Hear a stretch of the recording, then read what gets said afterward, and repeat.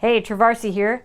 I've teamed up with Make Noise, and today I'm here to show you how to make your own loops for production and live performance, and using something like this, with this, and combining it to make something like this.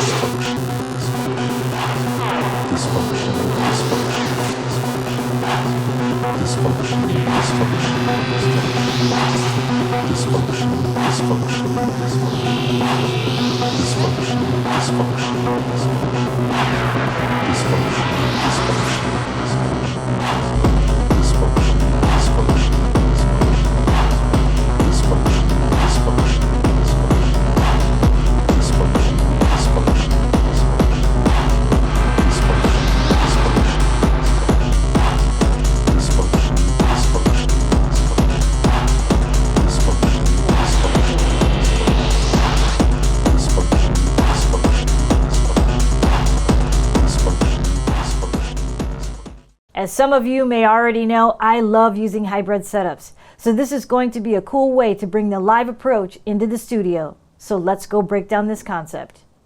All right, so I have my push here, my Ableton session, and my modular setup. We're not going to be dealing with any clock or sync issues. We're just going to focus on routing the audio between the DAW and the modular setup. All right, so I have my mixer here. You can use a mixer whether it's Eurorack or tabletop, as long as it has one sender return channel. I'm using the ES9 as my interface. You can use any DC coupled interface. So for starters, this mixer has a send and return on the master, so I'm definitely going to take advantage of that. I've connected the send out to the input of the interface. I've created a channel in Ableton labeled Master Audio in red. I have then routed the same channel back through the interface to the return. All right, so now let's look at the hi-hats channel. It's a regular audio loop. I'll push play and you can hear the hi-hats. I have routed the audio from that channel in Ableton to a channel in the interface and connected directly to the mixer. If you look at the next channel over, it's a kick channel. I have a MIDI as my kick, but it's the same concept. I've taken the audio from that channel, routed it to another channel in the interface, and plugged it directly into the mixer. So now I have a kick with my hi-hats. All right, so now let's add some effects from the Eurorack case. I have my Erbe-Verb here, and I have it connected to the auxiliary send and return. Out of the mixer, into the Erbe-Verb, out of the Erbe-Verb, back to the return. So now it allows me to not affect just one channel on the mixer, but all the channels on the mixer. So now let's make the hi-hats a little more interesting.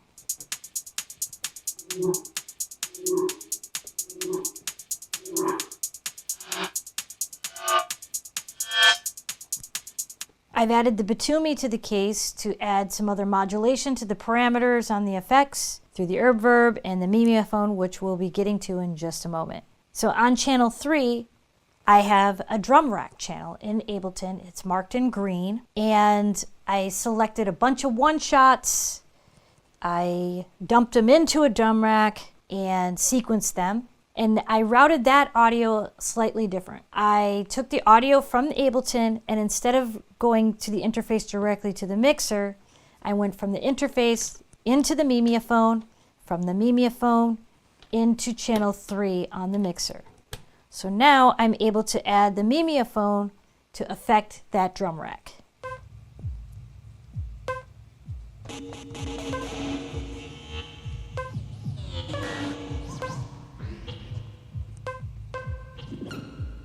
So now you're able to create your own textured loops with your effects. If you look back over at the master audio track, which I mentioned to you earlier, if I simply select an empty clip, now I can record all my audio.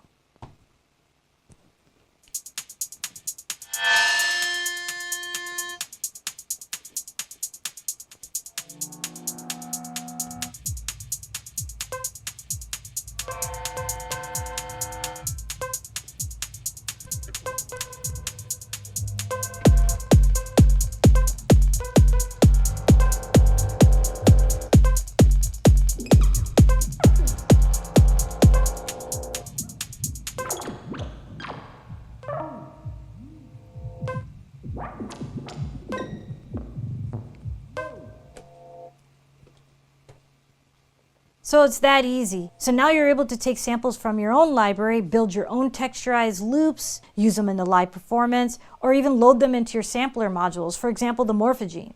The possibilities are endless. Okay, so remember, you've heard a little bit of my jam at the beginning of the video. I took these concepts and I dug in a little bit deeper to create a live performance setup. So now that you've learned them, let's go dig into my patch. All right, so let me walk you through my patch. I'm using this mixer here, the ES9 as my interface, and I have the MM MIDI to send pitch and gate from a MIDI track in Ableton to the DPO. I am routing the audio of the DPO through a filter, then through a delay, and then into a channel on the mixer. A CV trigger channel in Ableton is being sent out of the ES9 and into a buffered mult. These triggers are being sent to the Basilius Iteratas altar, the Erbe-Verb tempo, and 2 sync inputs on the Batumi LFO. For my kick, I have the BIA, and the audio is being split to 2 separate channels on the mixer. One is directly to the mixer, while the other is being routed through this distortion module, through the Erbe-Verb, and back to channel 1 in the mixer. This allows me to add extra percussion on the tail end of that kick. I have another kick that's coming directly out of Ableton on a MIDI channel. So just to confirm, I have a total of 3 channels dedicated to kick drums on the mixer to give me maximum kick variations. Next, I am using a drum rack in Ableton for other textures and vocal one-shots, which are being sequenced on a MIDI track in Ableton. I am running the audio out of the ES9 to the Mimeophon and to a channel on the mixer. Dysfunction.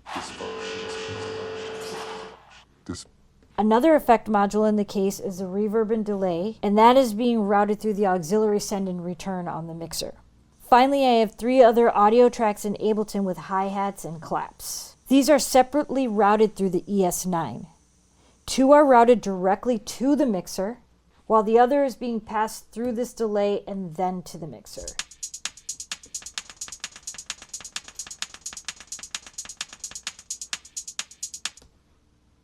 Before we wrap it up, I want to focus on a few things that may not have been obvious just by looking at the signal chain.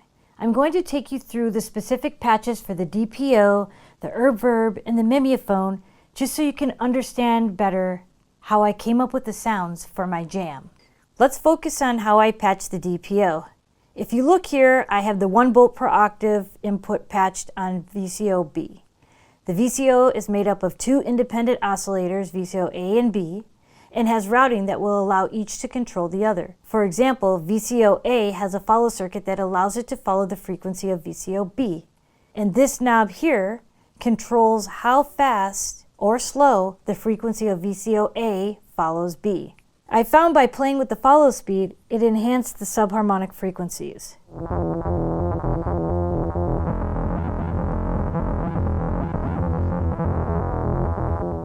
Other features I really liked about the DPO are the shape, angle, and fold sections. These sections allowed me to control the timbres and shape the waveforms.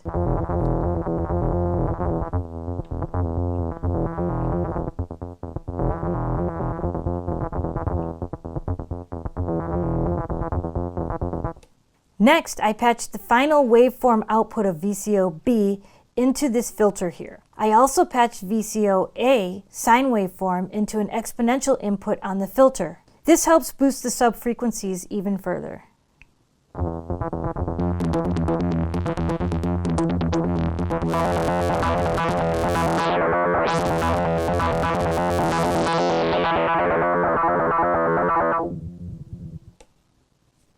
So this is the combination that gives me that acid-like sound that you heard. This is the sound I was looking for to complete my jam. The final touch is adding a little reverb and delay to it.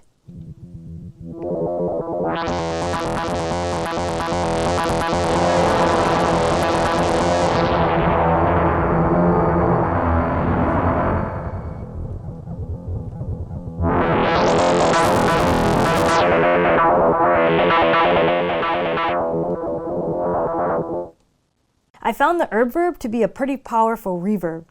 I enjoy running the kick sounds through it because I can add more rhythmic textures to them, like the way I'm using it in my patch. By keeping the size small and the pre-delay short, it creates a tight rhythmic pattern between each kick.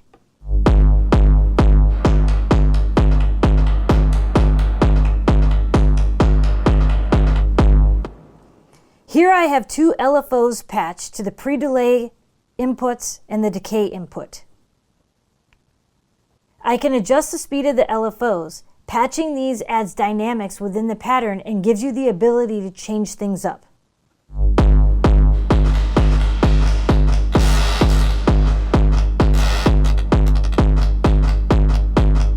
I'll open up the decay a little bit further so you can hear what's happening.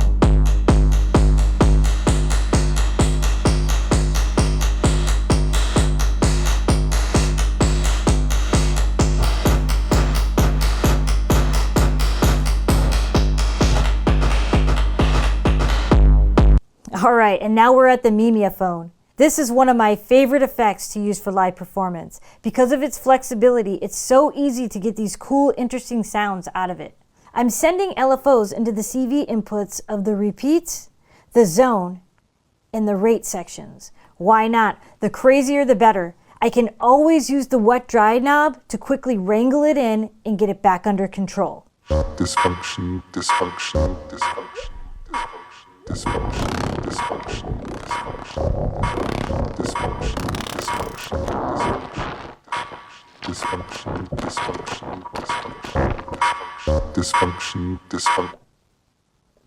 One LFO is scanning through the zones to create stutters and delays and looping. Another LFO is changing the rate of the repeat size, while another LFO is controlling the rate CV, which controls the frequency of the rate. So yes, basically I'll modulate as many parameters as I can to get my samples moving and creating interesting textures.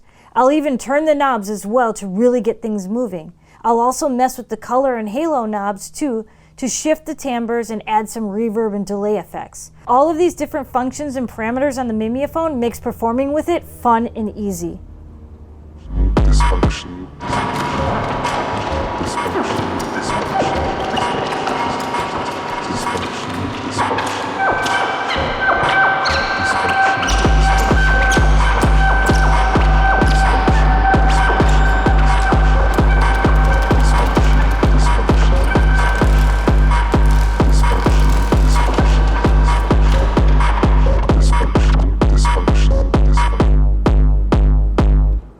So as you can see, you can make this as simple or as complex as you want it to be. The main thing is get creative and have fun.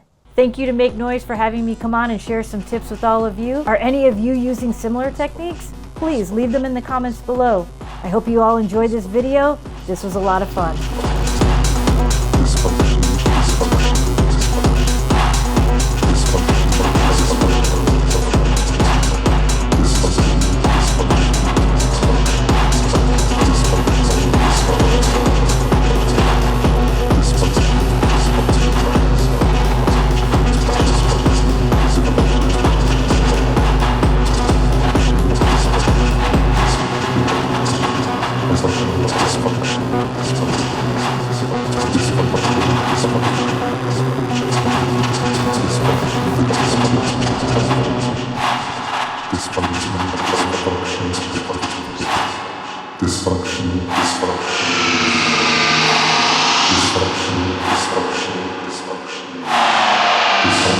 Dysfunction.